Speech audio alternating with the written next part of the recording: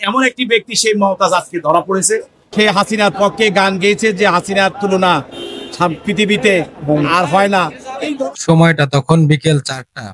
Police পাহারায় magistrate আদালতের 7 তলা থেকে লিফটে করে মমতাজকে নিচতলায় আনা হয়।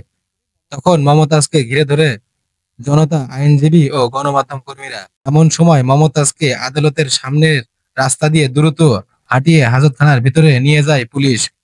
এর কয়েক মিনিট পর এক ব্যক্তি মমতাজের একজোড়া জুতা আদালতের হাজতখানার প্রধান দরজার সামনে পড়ে থাকার তথ্য জানান। এ ব্যাপারে আদালতে কর্মরত একজন পুলিশ কর্মকর্তা আমাদেরকে জানান, মমতাজকে যখন তোলা হয়েছিল তখন তার পায়ে জুতা ছিল, কিন্তু আদালত থেকে হাজতখানায় নিয়ে আসার পর লোকজনের ভিড়ে কি ঘটেছে সেটা তিনি জানেন না। ঘিরে সাংবাদিকের প্রশ্নের উত্তর দেন আইনজীবী। এই ক্ষোভটা থেকে তাকে রক্ষা করে আমরা যেভাবে আমরা সেফলি তাকে মামলা উঠাইছি। এমন একটি ব্যক্তি সেই মমতাজ আজকে ধরা পড়েছে, একজন ফ্যাসিস্টের অন্যতম একজন সহযোগী, সে কলঙ্ক। বাংলার তুমুল জনপ্রিয় লোকসঙ্গীত শিল্পী মমতাজকে 13ই মে আদালতে তোলা হবে, এ খবর অনেকেই জানতেন আগে থেকেই। এজন্য ওই দিন সকাল 10টার পর থেকে ঢাকার সিএমএম আদালতের সামনে জনতা, পুলিশ, আইনজীবী ও পথচারী জনতার ভিড় লেগেছিল সকাল থেকেই। ঢাকা মহানগর গোয়েন্দা পুলিশ মমতাজকে ডিবি অফিস থেকে ঢাকার আদালতের হাজতখানায় নিয়ে আসেন। বেলা 3টার পর মমতাজকে হাজতখানা থেকে বের করে আনা হয়। মমতাজকে যখন লিফটে করে আদালতের 7 তলায় নেওয়া হয় তখন আদালত কক্ষের আইনজীবীদের উপস্থিত ছিল চোখে পড়ার মতো। মমতাজকে যখন কাঠগড়ায় তোলা হয় তখন তিনি ছিলেন নির্বিকার।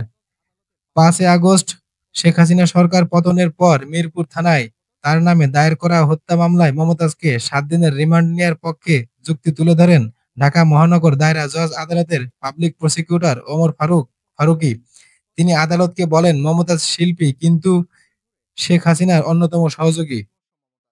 মানুষ কেউ তার চেহারা দেখার জন্য উন্মুখ ছিল না, তাকে আকান্ত আমরা দেখি নেই, সে স্বাভাবিক অবস্থায় ছিল এবং আজকের দিনটার জন্য হয়তো কোনো এক সময় সে ভাবতো যে আমাদের এই পরিণতি এরকম হতেও পারে। তার পক্ষে একজন আইনজীবীও ছিলেন, কিন্তু তিনি কোনো কথা বলেননি। তদন্তকারী কর্মকর্তা 7 দিনের রিমান্ড প্রার্থনা করেন, তার পক্ষে একজন আইনজীবী তিনিও তার রিমান্ড বাতিলপূর্বক জামিনে প্রার্থনা করেন। বিজ্ঞ আদালত উভয় পক্ষের বক্তব্য শোনার পর 4 দিনের রিমান্ড মঞ্জুর করে তাকে তদন্তকারী কর্মকর্তাকে জিজ্ঞাসাবাদ করার জন্য তার হাতে ন্যস্ত করে। কথা বলেনি মমতাজ নিজেও। কাঠগড়ায় কেবল ঠায় দাঁড়িয়েছিলেন নির্বিকার মমতাজ। শুনানি শেষে 4 দিনের রিমান্ডে নিয়ে জিজ্ঞাসাবাদ করার অনুমতি দেয় বিচারক। আদালতের আদেশ হওয়ার পর একদল আইনজীবী আদালতের বারান্দায় দাঁড়িয়ে থাকেন, কেউ আবার ভিতরে অবস্থান করেছিলেন। কয়েকজন আইনজীবী মমতাজকে লিফটে না নিয়ে সিঁড়ি দিয়ে হাঁটিয়ে নিয়ে যাওয়ার জন্য বলেন পুলিশ কর্মকর্তাদের। তখন পুলিশ সদস্যরা আইনজীবীদের আদালত কক্ষ থেকে বের হয়ে যাওয়ার জন্য অনুরোধ করেন। পরে আইনজীবীদের সংখ্যা কিছুটা কম হলে তাকে লিফটে করে 7 তলা থেকে নিচতলায় নামানো হয়।